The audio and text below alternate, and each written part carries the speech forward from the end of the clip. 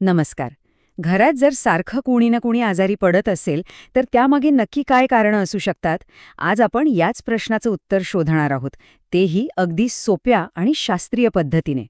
हा प्रश्न खरंच खूप जणांना पडतो, नाही का? म्हणजे घरात एक जण बरा होतो तर दुसरा आजारी पडतो. सर्दी, खोकला, ताप हे चक्र काही संपत नाही. मग असं का होतं? ह्याचं कारण फक्त बाहेरची हवा किंवा व्हायरस आहे की आपल्या घरातच काहीतरी असं आहे जे आपण बघत नाहीये? चला, आज ह्याचाच शोध घेऊया. तर आज आपण आधी समस्येची खरी कारणं काय आहेत हे शोधू आणि मग टप्प्याटप्प्याने त्याच्या सोप्या उपायांपर्यंत पोहोचू. चला तर मग सुरुवात करूया. चला, आपल्या तपासाची सुरुवात करूया त्या शत्रूंपासून जे आपल्याला अगदी सहज दिसतात. स्वच्छता आणि साठलेलं पाणी हे दोन आरोग्याचे सर्वात मोठे आणि उघड दिसणारे शत्रू आहेत. आता ह्या गोष्टी आपल्याला रोजच्या वाटू शकतात, पण घरात साठलेला कचरा आणि कोपऱ्यातली धूळ ही फक्त घाण नाहीये, तर ते जंतू आणि ॲलर्जीचं माहेरघर आहे.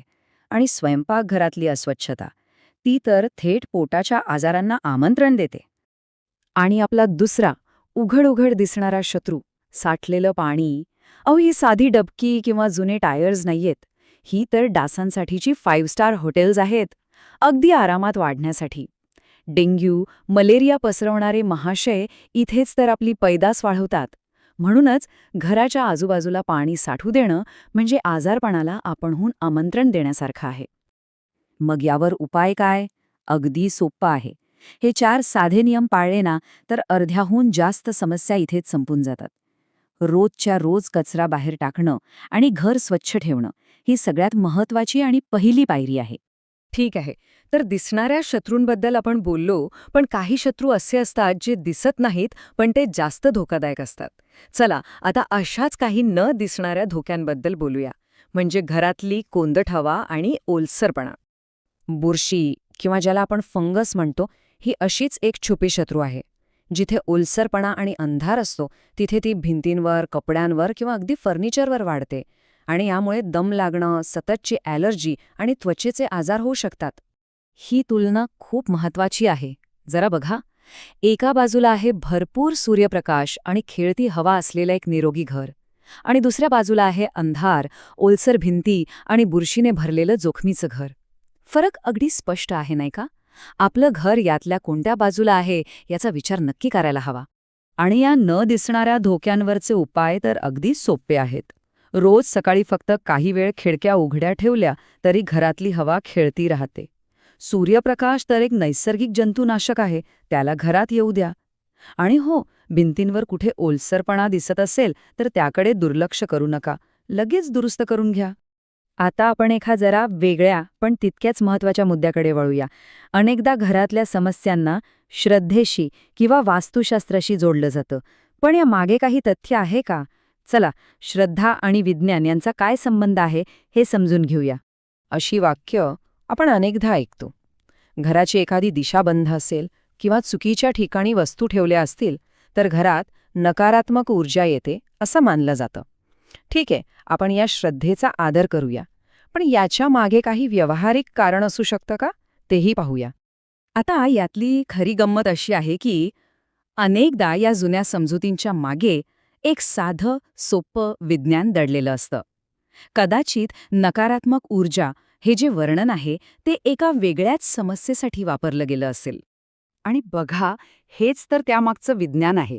ज्या बंद कोपऱ्याला किंवा दिशेला नकारात्मक ऊर्जा आहे असं म्हणतात ना, तिथे खरं तर काय होतं, हवा खेळती नसते, सूर्यप्रकाश पोहोचत नाही, आणि आपण आत्ताच काय बघितलं, जिथे हवा आणि प्रकाश नाही तिथे जंतू आणि बुरशी वाढते. म्हणजे बघा, ज्याला पारंपरिक श्रद्धा नकारात्मक ऊर्जा म्हणते त्यालाच विज्ञान म्हणतं आरोग्यासाठी धोकादायक वातावरण. नाव वेगळं पण मुद्दा अगदी तोच आहे.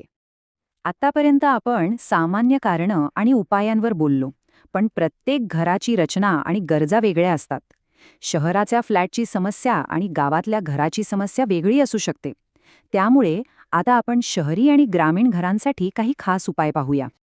अगदी बरोबर. शहरात जिथे मोकळी जागा कमी असते तिथे एक्झॉस्ट फॅन घरातली हवा खेळती ठेवायला मदत करतो. या उलट गावात समोरासमोर दारं खिडके असतील तर नैसर्गिकरित्या हवा खेळती राहते. कचऱ्याच्या आणि पाण्याच्या व्यवस्थापनातही असाच फरक दिसतो. आपल्या घराला जे लागू होईल तो उपाय आपण निवडायला हवा. आपण बरीच कारणं आणि उपाय पाहिले, पण या सगळ्यातून एक गोष्ट लक्षात ठेवणं सगळ्यात जास्त महत्वाचं आहे. आपल्या या माहितीचा हा शेवटचा आणि सगळ्यात निर्णायक टप्पा आहे. घर स्वच्छ ठेवणं, हवा खेळती ठेवणं, हे सगळं खूप महत्वाचं आहे, यात शंका नाही. पण या सगळ्यांच्या वर एक नियम आहे. तो नियम कोणता असेल बरं?